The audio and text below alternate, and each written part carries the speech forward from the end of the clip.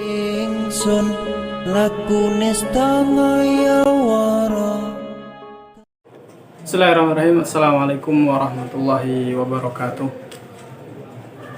Alhamdulillahirrabbilalamin. Alhamdulillahilladzi arsala rasulahu bil huda wa dinil haq liyudhhirahu 'alad dini kullihi wa kafa billahi syahida.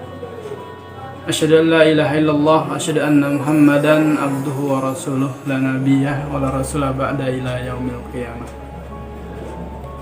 Taib. Segala puji syukur kita kehadirat Allah Subhanahu wa Ta'ala yang banyak sekali memberikan kepada kita semua nikmat-nikmatnya, nikmat sehat, kemudian nikmat sempat, sehingga pada hari ini saya dengan diberikannya kenikmatan sehat, kemudian saya diberikan kenikmatan sempat untuk menyampaikan sedikit presentasi tugas kuliah saya. Yang ingin saya bahas pada hari ini adalah bagaimana peran para wali songo dalam peradaban Islam. Sebelum Islam masuk ke Indonesia, khususnya di Pulau Tanah Jawa ini, bahwa Indonesia ini didominasi oleh agama Hindu Buddha. Orang-orang dari Gujarat datang ke Kepulauan Jawa membawa agama mereka, kemudian peradaban mereka. Kepercayaan yang berkembang pada saat itu di kalangan masyarakat adalah kepercayaan yang didewakan. Jadi pada saat itu banyak sekali peninggalan-peninggalan yang berupa bangunan-bangunan. Memasuki abad ke-7, Islam mulai masuk ke Indonesia berdasarkan teori Makkah. Masuknya Islam melalui masyarakat pesisir pantai utara seperti Sunda Kelapa, Banten, Demak, Jepara, maupun dari Gujarat. Setelah Islam berkembang di daerah pesisir pantai utara pada abad 15 dan 16, kemudian ajaran Islam juga disebarluaskan oleh Wali Songo. Wali Songo adalah wali yang berjumlah 9 orang. Di antara para wali songo yang populer di kalangan masyarakat Jawa adalah Sunan Kalijaga. Adapun Sunan Kalijaga ini, nama asli daripada Sunan Kalijaga adalah Raden Syahid. Adapun mengapa kok Raden Syahid ini dipanggil dengan julukan Sunan Kalijaga? Orang-orang Jawa menganggap bahwa Raden Syahid ini mengapa dijuluki dengan nama Sunan Kalijaga, lantaran tafakurnya Sunan Kalijaga ini di sungai, padahal tidak. Kisah aslinya mengapa kok Raden Syahid ini dipanggil dengan julukan Sunan Kalijaga adalah lantaran perilaku Raden Syahid ini adalah perilaku yang baik,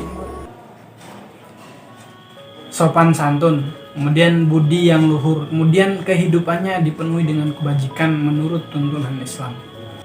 Adapun teknis atau cara dakwah atau juga bisa disebut dengan strategi dakwah Sunan Kalijaga ini menggunakan kesenian. Contoh daripada kesenian tersebut adalah menggunakan wayang, sastra, dan lain sebagainya. Apa tujuan Sunan Kalijaga menggunakan kesenian ini gitu? Untuk menarik perhatian orang-orang Indonesia.